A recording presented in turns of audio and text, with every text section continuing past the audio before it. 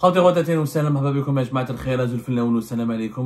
que vous allez bien, j'espère que vous vous portez bien. Emmanuel Macron, le président français, a réagi officiellement aujourd'hui 27 mars à la condamnation de Boualem Sansal, l'écrivain franco-algérien qui bénéficie d'un énorme, inédit, historique élan de solidarité en France, notamment au sein de la classe dirigeante politique française et au sein de la classe intellectuelle française et de tout le monde culturel et médiatique français. Monsieur Emmanuel Macron, le président français, vient de dire qu'il souhaite vivement que l'écrivain Boualem Sansal puisse redevenir un homme libre, mais il a aussi fait une déclaration très forte qui laisse entendre que des négociations sont en cours avec les autorités algériennes pour trouver une solution au cas de Boualem Sansal, puisque Emmanuel Macron a commencé par déclarer « Je sais pouvoir compter sur l'humanité des autorités algériennes pour prendre une décision favorable à la libération de Boualem Sansal ». Emmanuel Macron a parlé d'une issue rapide, un autre pont. Ça, c'est un autre porte-parole du ministère des Affaires étrangères français qui a emboîté le pas au président français, qui a parlé, qui dit que Paris souhaite ou espère une issue rapide, humanitaire et digne à cette situation. Donc, Emmanuel Macron qui parle, qui dit ceci: je sais pouvoir compter sur l'humanité des autorités algériennes pour prendre une décision. Et juste après, un haut responsable, un porte-parole de la diplomatie française qui parle qui espère ou qui souhaite une issue rapide, humanitaire et digne à cette situation. Emmanuel Macron n'a pas dénoncé, n'a pas condamné, n'a pas utilisé des mots extrêmement durs, n'a pas parlé, alors qu'au départ, au mois de janvier 2025, il parlait de déshonneur, il parlait il condamnait clairement, il revendiquait, il plaidait pour la libération immédiate de Boualem Sansal. Cette fois-ci, le ton est beaucoup plus amical et beaucoup plus gentil et beaucoup moins agressif et beaucoup plus diplomatique. Emmanuel Macron, bien sûr, a soutenu Boualem Sansal. Il dit que je veux dire ici tout mon soutien à Boualem Sansal et à sa famille. Je souhaite vivement qu'après ce jugement, il puisse y avoir des décisions claires, humaines, humanitaires, par les plus hautes autorités algériennes pour pouvoir lui redonner sa liberté et lui permettre à la fois de revenir ou de redevenir un homme libre et de se soigner parce qu'il combat aussi la maladie. Je sais pouvoir compter à la fois sur le bon sens et l'humanité des autorités algériennes pour prendre une telle décision, en tout cas je l'espère fortement. Voilà la déclaration intégrale d'Emmanuel Macron qui a fait cette déclaration alors qu'il avait été interrogé par la presse française en marge d'une conférence de presse sur un sommet sur l'Ukraine qui est organisé à Paris. Les propos de Macron démontrent, si on peut les lire entre les lignes, qu'il y a une négociation directe entre les autorités algériennes et les autorités françaises. Je vous l'ai dit tout à l'heure, cette peine de 5 ans n'est pas terrible, n'est pas très dure. Elle est dure sur le plan juridique. Elle est dure si on l'analyse uniquement du point de vue de la logique judiciaire. Or, ce n'est pas une affaire judiciaire, Boualem Sansal. Boualem Sansal, c'est une affaire politique. Parce que sur le plan juridique, effectivement, un écrivain, il a un casier judiciaire vierge, il n'a jamais été condamné auparavant. Du jour au lendemain, il se retrouve condamné à 5 années de prison ferme pour une affaire inexistante, débile, pour des simples déclarations faites aux médias et pour des conversations privées extraites et tirées de son WhatsApp personnel, de sa messagerie, de son smartphone. Oui, donc sur le plan juridique, c'est effectivement extrêmement dur, extrêmement lourd. Or, ce n'est pas une affaire judiciaire, c'est une affaire politique. Boualem Sansal a été arrêté parce que le régime algérien avait besoin d'une monnaie d'échange et d'un outil de pression sur les autorités françaises. Boualem Sansal a été arrêté parce que Boualem Sansal est proche et ami, c'est un ami très proche de Xavier Driancourt. Il est très proche de Bruno Retailleau, l'actuel ministre de l'Intérieur français. Il est proche de l'ambassadeur de France à Alger, Stéphane Romaté. Il est proche de Marine Le Pen, d'Éric Zemmour. Il est proche aussi des cercles politiques français qui sont pro-marocains. Boualem Sansal a été arrêté parce qu'il a des origines marocaines aussi, parce qu'il est très favorable au Maroc, parce qu'il a aussi beaucoup d'amis beaucoup d'amis proches du Makhzen marocain, comme le dit le pouvoir algérien, parmi lesquels des écrivains marocains réputés et connus proches du roi du Maroc. Donc, Boualem Sansal a été arrêté pour ces raisons-là. Sinon, s'il n'y avait pas eu la crise avec la France, s'il n'y avait pas eu la crise avec, à cause du Sahara occidental et du Maroc avec Paris, jamais il serait arrêté, Boualem Sansal. Et Boualem Sansal le sait lui-même, et les autorités françaises le savent, et les autorités algériennes le savent. Sauf que les autorités algériennes ont maquillé, le pouvoir algérien a maquillé cette affaire en parlant d'atteinte à la sécurité nationale, d'atteinte à l'intégrité territoriale. On essaie donc de justifier l'incarcération de Boualem Sansal en cherchant dans son WhatsApp des liens avec le MAC, des liens avec Saavedri-en-Cour, des liens avec le Maroc, des liens avec Israël. Tout ça, c'est que de la poudre aux yeux. Boualem Sansal n'est qu'une monnaie d'échange, n'est qu'une pièce, n'est qu'un outil de pression, n'est qu'un otage. Faut dire la vérité, c'est un otage. S'il n'était pas l'ami de Xavier Deliancourt, il n'aurait jamais connu une telle mésaventure en Algérie. Tebboune, a utilisé Boualem Sansal, a demandé la tête de Boualem Sansal, parce que justement, on lui a dit, on lui a expliqué, on lui a certifié, et on lui a décrit la configuration complexe dans laquelle se retrouvait Boualem Sansal, ami très proche, apprécié, et ayant des affinités directement avec Xavier Deliancourt, l'extrême droite française, Bruno Retailleau, le ministre de l'Intérieur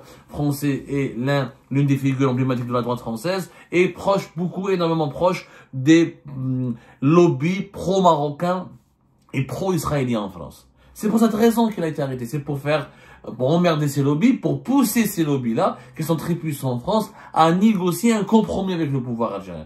Et le pouvoir algérien, il a réussi sa stratégie au début. Il a réussi sa stratégie. Sauf qu'il en a fait tellement trop sur Boualem Sansal, cet acharnement a atteint des dimensions totalement surréalistes et qu'il a commencé à traîner Boualem Sansal dans la boue, à s'attaquer à sa vie privée, aux mœurs de sa mère. Il s'est rabaissé tellement dans sa propagande anti-Boualem Sansal, il s'est rabaissé à un niveau extrêmement immoral, que c'est devenu un poison cette affaire, que ça a été utilisé ensuite en France par les cercles anti-algériens pour dire voilà, regardez l'État algérien, regardez le pouvoir algérien, c'est un régime de voyous, c'est un régime mafieux, c'est un régime qui n'a pas d'éthique, qui n'a aucun bon sens, qui n'a aucune morale, qui n'a aucun principe, et ça s'est retourné plus tard contre le pouvoir algérien parce que le pouvoir algérien ne s'attendait pas à une solidarité internationale. Il pensait que l'affaire Boualem Sansal allait toucher que Xavier Deliancourt, que certains anciens ambassadeurs, que Éric Zemmour ou Marine Le Pen, ou certains politiques français proches du Maroc et d'Israël, mais ne pensaient pas que des écrivains connus, des journalistes connus, des écrivains des prix Nobel, des écrivains anglo-saxons, que le Parlement européen, que des personnalités européennes, que d'autres, ils s'attendaient pas à un tel élan de solidarité autour de Boualem Sansal. Ils s'attendaient pas à une telle mobilisation forte. Ils s'attendaient pas à ce que l'indignation qu'allait provoquer l'arrestation et l'emprisonnement de Boualem Sansal pouvait provoquer une indignation et une sorte de fédération des forces progressistes et de plusieurs courants politiques contre le régime algérien. Parce que l'affaire Boualem Sansal n'a pas mobilisé que la droite et l'extrême droite. Elle a mobilisé des personnalités du monde de la culture, des personnalités des mondes des médias, des anciens de la gauche. Même Dominique de Villepin, il a dénoncé, il a demandé la libération de Boualem Sansal. Même Jean-Pierre Chevènement, qui est un ami de l'Algérie, qui n'a rien à voir avec l'extrême droite et la droite française, a demandé la libération de Boualem Sansal. Il a signé des pétitions en faveur de Boualem Sansal. Sans parler des prix Nobel internationaux d'écrivains anglo-saxons ou d'écrivains d'autres pays européens, allemands, hollandais, etc. Et même au Moyen-Orient, on s'est mobilisé pour le Boualem Sansal. C'est-à-dire que c'est devenu une affaire universelle. C'est devenu une honte internationale de détenir et d'incarcérer un écrivain très âgé, malade, et surtout qu'il est très malade. Le pouvoir algérien ne s'attendait pas aussi. Est-ce que Boualem Sansal ne savait pas que Boualem Sansal était aussi malade, aussi gravement malade? Il a passé d'ailleurs plus de jours, il a passé plus de semaines en prison que plus de semaines dans une chambre de l'hôpital de Moustapha Bacha à Alger pour soigner son cancer et pour stopper les tumeurs, pour soigner les effets désastreux de sa tumeur cancéreuse, que dans une cellule de prison, à la prison de Kholéa. Donc, c'est une affaire qui a échappé au contrôle du pouvoir algérien. C'est pour ça qu'il y a eu un effet boomerang. Tellement le pouvoir algérien s'est acharné. Il faut voir la méchanceté des reportages. Abdelmajid Tebboune qui parle des mœurs de la maman de Boualem Sansal à la fin de l'année 2024, les reportages de télévision algérienne, les réseaux sociaux algériens, les médias algériens, la propagande officielle qu'a voulu faire de Boualem Sansal, un fils d'une prostituée, le fils d'une courtisane, le fils d'un Marocain qui s'est jamais assumé, proche du Makhzen, un traître, tellement on avait l'invective, l'insulte, l'injure, la calomnie, elle a atteint des sommets inégalés auparavant, des sommets inégalés dans l'extravagance, mais aussi dans l'immoralité, dans le manquement à l'éthique, c'est devenu une honte, c'est devenu une honte internationale. Ce pouvoir algérien, il en a fait trop sur Boualem Sansal. Il en a fait énormément trop. Aujourd'hui, la réaction d'Emmanuel Macron, pour revenir au sujet, elle confirme quoi? Elle confirme que, le président français est plus serein, on a l'impression qu'il est plus rassuré, on a l'impression que Emmanuel Macron, il est plus rassuré par cette condamnation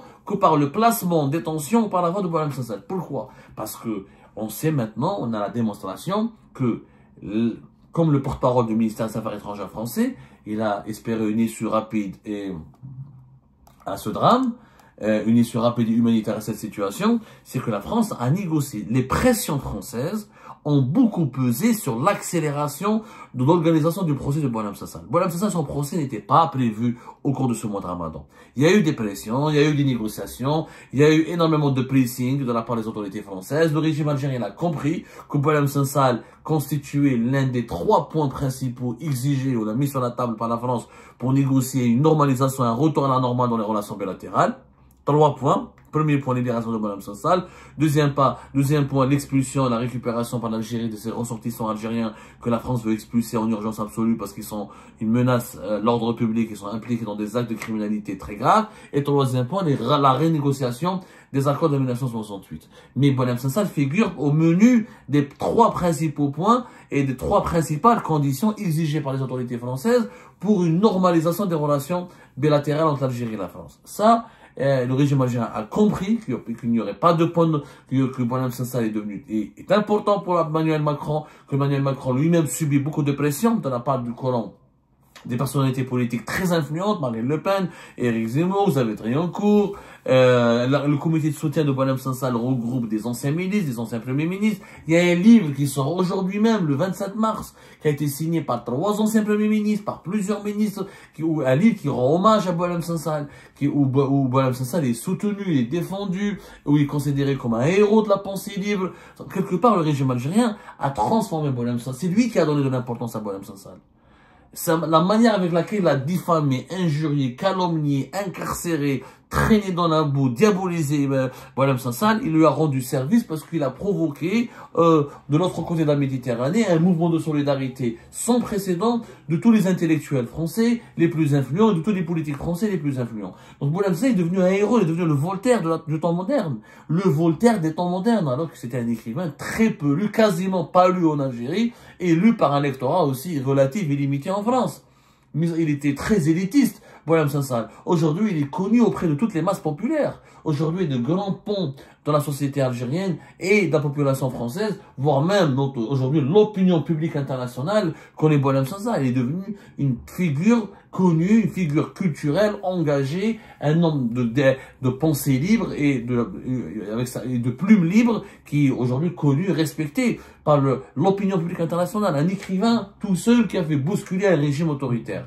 Le régime algérien s'est complètement trompé dans ses calculs. Et c'est pour ça qu'il a accéléré. Il a bien vu que cette affaire, elle commençait à échapper à son contrôle, qu'elle est devenue une tache noire pour le régime algérien à l'étranger, qu'il y avait aussi des manœuvres, comme le disait Louis Sarkozy, des manœuvres pour demander à la Maison-Blanche de prendre ce dossier en main et que les lobbies pro-marocains et les lobbies pro-israéliens qui sont proches et qui sont amis avec Boualem Sansal allaient saisir Washington pour qu'à Washington on commence à parler de Boualem Sansal. Donc les autorités algériennes étaient obligées d'accélérer l'organisation de ce procès. Le ministère de la Justice a demandé au tribunal de Dal-Baïda d'accélérer la mise en place du procès de Boualem Sansal. Le 20 mars, première audience pour un procès de première instance a été organisé en urgence. Personne n'était au courant, aucun avocat n'était présent pour défendre Boualem Sansal. La presse n'était même pas présente, mis à part une journaliste de Chelor qui a été informée à la dernière minute,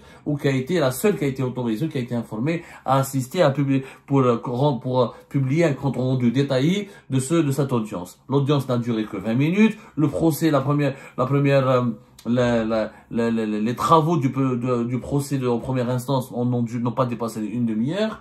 Et voilà, l'affaire a été pliée, réquisitoire de 10 ans de prison ferme. Une semaine plus tard, la même chose, dans quelques minutes, verdict, 5 ans, c'est qu'il y a un verdict pas du tout dur au regard de la diabolisation et de l'acharnement dont a fait l'objet Boualem Sansal. Cette accélération du procès judiciaire, cette accélération de cette procédure judiciaire, elle permet effectivement à Boualem Sansal de pouvoir bénéficier d'une grâce présidentielle. Aujourd'hui, Tebboune ne pouvait pas libérer Boualem Sansal tant qu'il était en détention préventive.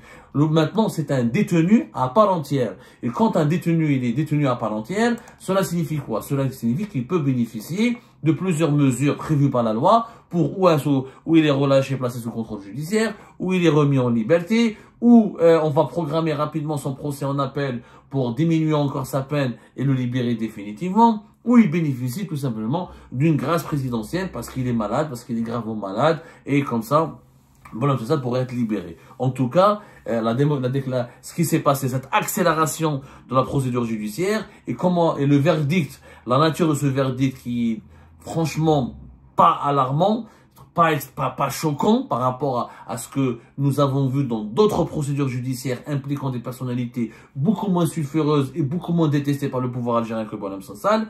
Et l'accueil de ce verdict, comme il a été reçu, accueilli par Emmanuel Macron et les autorités françaises, ça confirme qu'il y a des négociations qui sont en cours pour sortir Boualem Sansal de ce cauchemar et pour trouver une issue qui va aller ou vers une remise de peine, ou vers une grâce présidentielle, ou vers une libération conditionnelle. En tout cas, c'est les trois scénarios qui sont probables et Boualem Sansal ne restera pas longtemps en prison. Ne va pas rester longtemps en prison parce que les autorités françaises en font un pressing très intense et que le régime algérien ne pourra jamais normaliser ses relations avec Paris s'il ne trouve pas une solution définitive au dossier ou au cas de Boualem Sansal.